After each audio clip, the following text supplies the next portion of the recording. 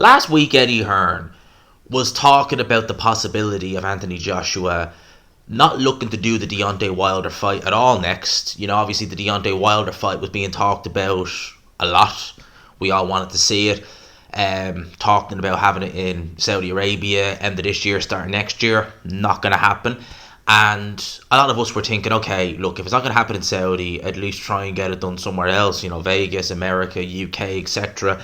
But Eddie Hearn last week talked about the possibility of Joshua facing Filip Hrgovic next.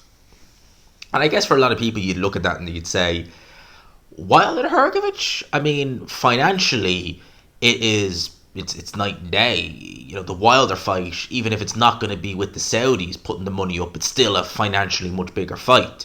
It's a very big fight commercially. Why would you look to do Hrgovic, And he talked about AJ wanting to become a 3-time world champion. And the reason why he talked about championships on the line and stuff like that is because Alexander Usyk and Tyson Fury is signed. Both parties have confirmed that, and they've said, look, it's signed. We don't have a date.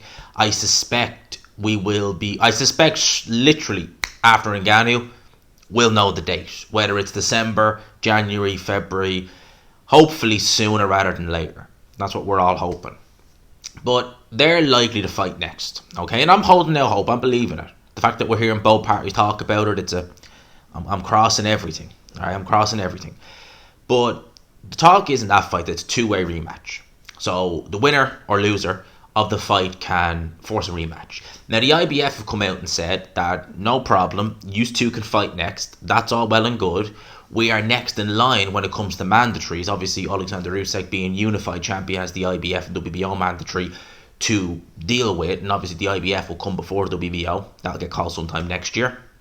So it meant that if there was going to be an immediate rematch of Fury Usyk, then whoever's undisputed won't be undisputed for long, because they'll have to contractually fight the other man, and therefore they won't be able to make a defense of the IBF title. So that would mean it will be essentially vacant, right? I've seen some people say, would that happen as well? Would Joshua not look to fight Zhang then and wait it out for the WBO to become vacant and fight for the vacant title? Well, no. I've explained this before. Basically, a mandatory and an interim champion are two different things. They're essentially one and the same, to be fair, but they are slightly different. A mandatory is just a mandatory. He's next in line, so to speak, the challenge for the title.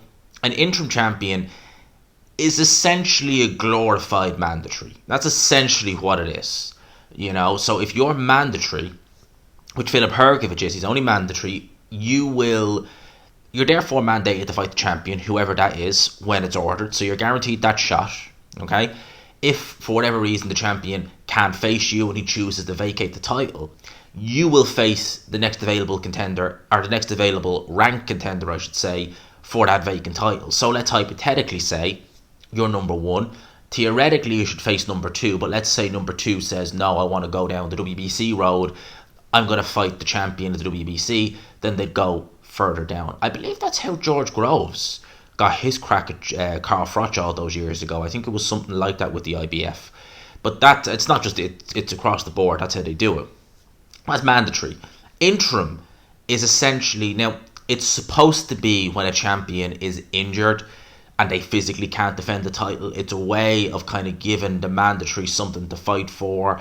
And you can call yourself an interim. You're not a world champion, but you're interim champion. Meaning that if the champion can't face you for whatever reason, he's obligated to fight you, but if he can't for whatever reason, and let's say the belt becomes vacant, rather than you fighting for the vacant title against the next available contender, you are essentially champion. That's how Devin Haney became champion with the WBC at 135.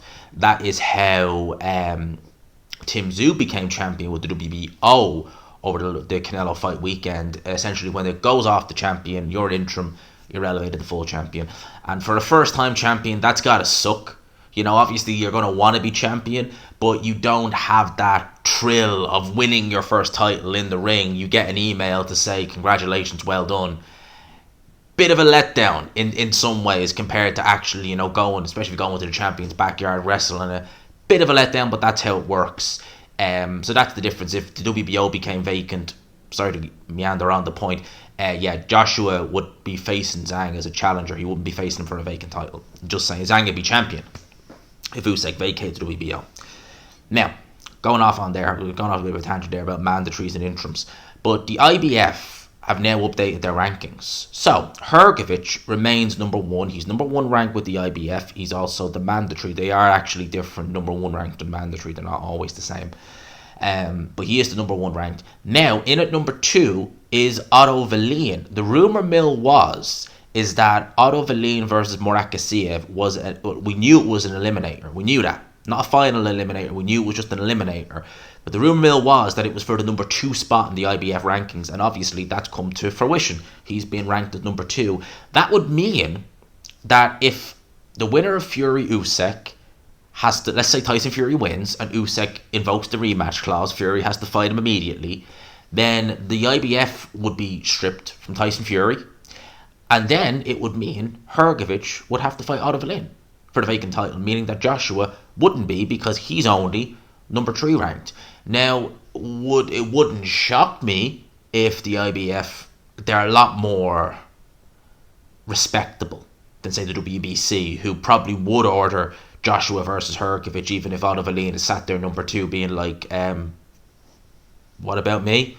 You know what the WBC are like. They'd make up some, and then he'd try and virtue signal, that's what Sullivan is. He's just yeah. But the IBF would be a lot more, strict on the rules, be like, no, one fights two, you're both available, here's the title fight for it.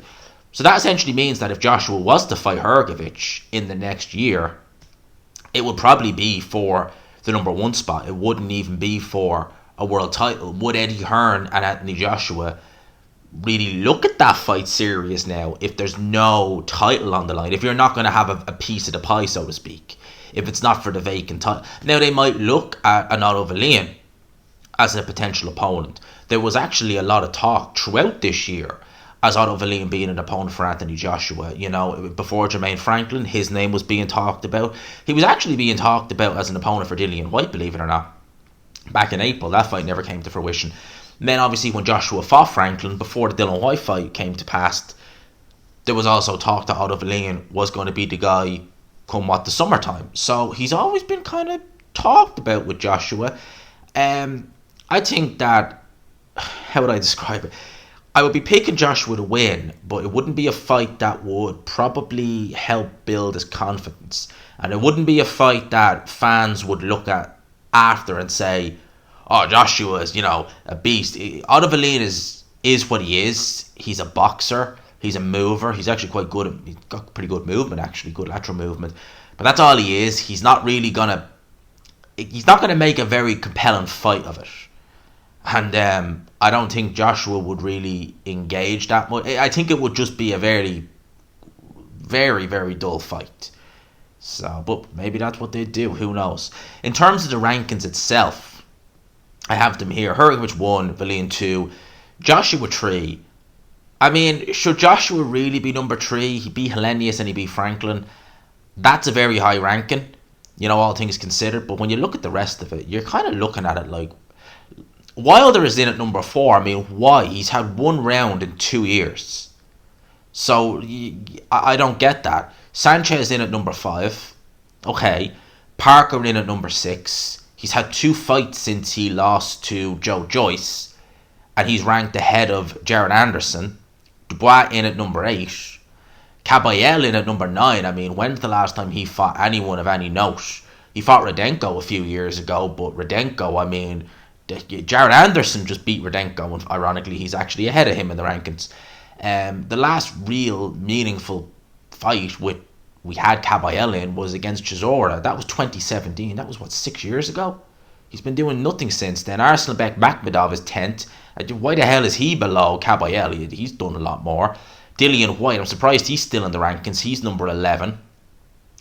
Bacoli, number 12. Why the hell is Bacoli below Dillian Whyte, below Jared Anderson, below Joseph Parker, below Frank Sanchez? I know he's not done a great deal over the last year, but Tony Yoka was reasonably highly ranked by the... In fact, actually, you want to correct me if I'm wrong on this, but before they announced the Filip Hrgovic versus Zhilei Zhang, there was talk that the final eliminator would be between Hrgovic and Tony Yoka. But Yoka was already contractually obliged to fight Martin Bacoli, and we all know what happened there. Bacoli beat the brakes off Tony Oka. Why is he only 12th ranked? Ajagba in there at number 13. Gassiev is 14th. I can kind of under. What? He's done nothing at heavyweight anyway. And then Fabio Wadley in there at number 15. I mean, it's not a. There's names there that shouldn't be there. Or certainly shouldn't be as high. I mean, why in God's name Dylan White is ahead of Bacoli is beyond me. You know, Dylan White hasn't fought now in nearly a year. He's only had one fight in a year. He failed a test back in August. He's 11th. God knows what Caballel is doing. He's 9th. I like Jared Anderson, but a win over Charles Martin shouldn't give you a number 7 in the rankings. What's Parker done? Sanchez, you know, he's not moved on since the Ajagba fight in that sense of stepping up. You know, and yet you've Arslanbek Makhmudov down at number 10. I think he's ranked number 4, 5 or 4 by the WBC. It's really... I'll never understand the heavyweight rankings. It's like the YouTube algorithms. You just can never read them. You can never understand them. Something clicks and something doesn't click. And it's a bit like that with the rankings. You'll look at them and be like, huh? And then you look at others and you're just like, why are you... Yeah. It's a bit of a head, you know. All that stuff. But that is the rankings in a nutshell. It's probably gone on a bit longer than I had originally intended. But anyhow, that is the rankings in a nutshell.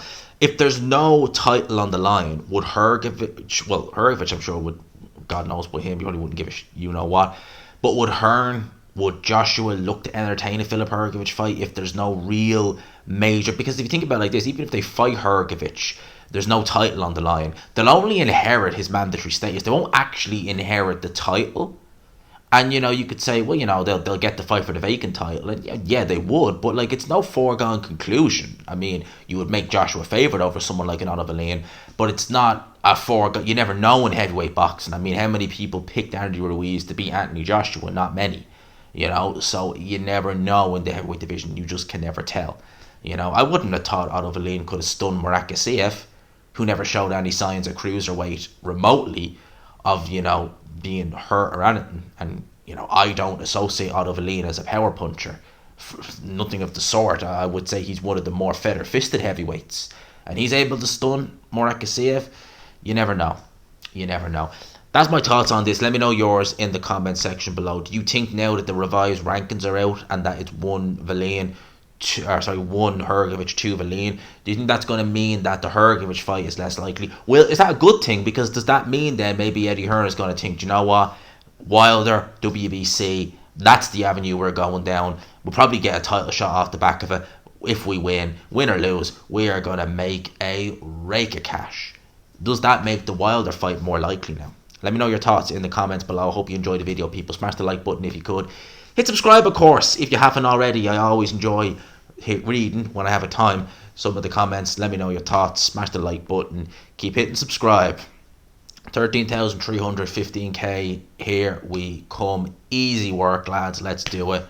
Peace.